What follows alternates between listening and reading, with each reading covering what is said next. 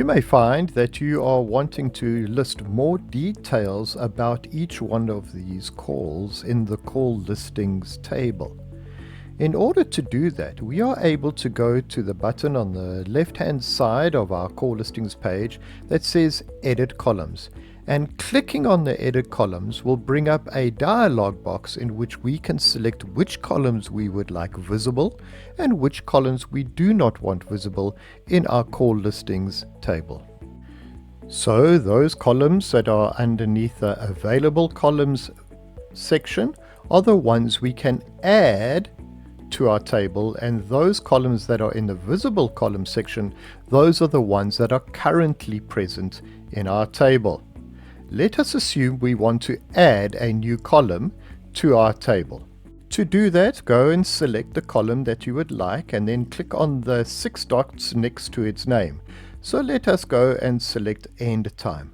Upon clicking on them, drag it to the Visible Columns side and then drop it in the position you would like it to appear in the table. So I'm going to drop it just underneath Duration.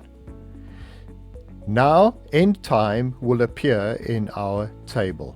However, we might not want to have, for instance, the number appear in our call listings table. So to get rid of the number, we can do one of two things. Either drag it, or we can press the X next to its name. And doing so, you will see that it will end on the left-hand side underneath the available columns. Once you've made the changes that you want, you must press the Save button to enact these changes.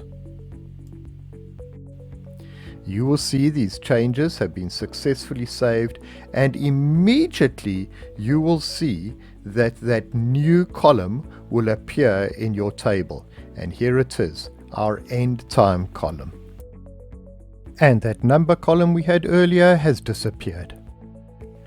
The logged in user is able to sort this table depending on a column that they click on.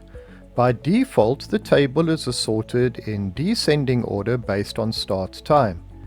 But the user can say, for instance, they would like to sort the table on duration, and when clicking on duration, you can see that we have now sorted the table in ascending order because there's a left up pointing arrow next to the column name. If I click on it again, we are now sorting the table according to duration's descending time, and if I go back to duration again, it just goes back to the default.